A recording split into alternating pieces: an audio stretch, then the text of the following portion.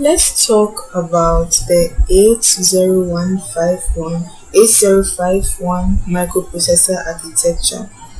In 1981, Intel Corporation introduced an 8-bit microcontroller called the 8051. So let's just think about it in a way where we are talking about it. Once upon a time, in a magical land called Intel, some very clever wizards created a tiny robot friend. They named this little robot 8051.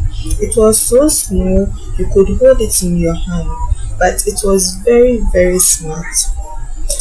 Okay, so 8-bit 8-bit microcontroller, which means that 8051 can read, write and process 8-bit data. So this little robot could read and write just like you, but instead of letters it used tiny bundles of 8 sparkles. It could think about 8 sparkles at a time, which made it very good at solving puzzles and doing tasks. The 8051 is mostly used is mostly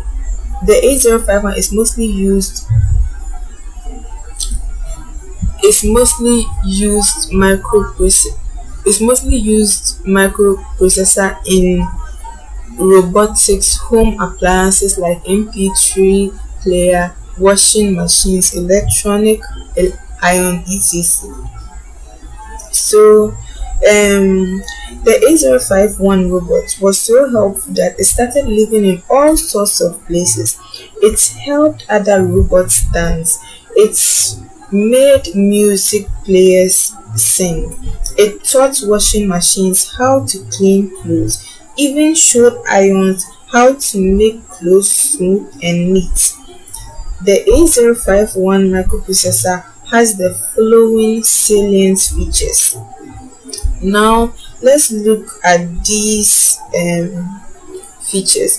The first one is 8-bit CPU. So it has a tiny brain that thinks in groups of 8.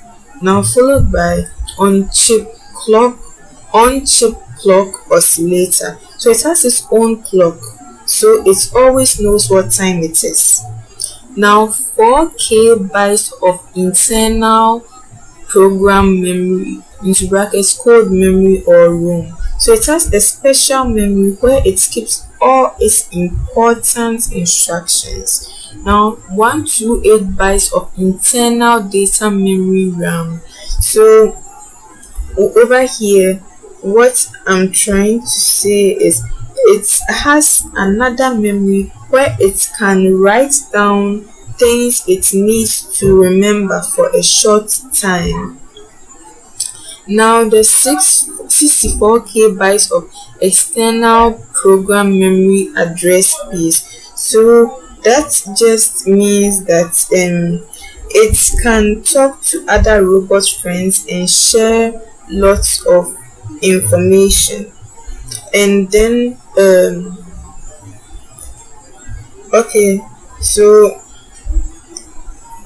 64K of external memory data memory address space, and then 32 bi-directional IO lines can be used as 4 8-bit ports or 32 individually addressable IO lines. So it has 32 little hands that can touch and feel things around it. And then we have the two 16-bit timer or counter, T0 and T1. So it has two special counters that help it keep track of time and count things. Now it has a full duplex serial data receiver transmitter, so it can send secret messages to other robots. And then it has the 4 register bank with 8 registers in each bank. So it has 4 different thinking caps it can wear, each with 8 pockets for storing ideas. So think about it. The four register banks with eight registers in each bank is like it has four thinking caps it can wear.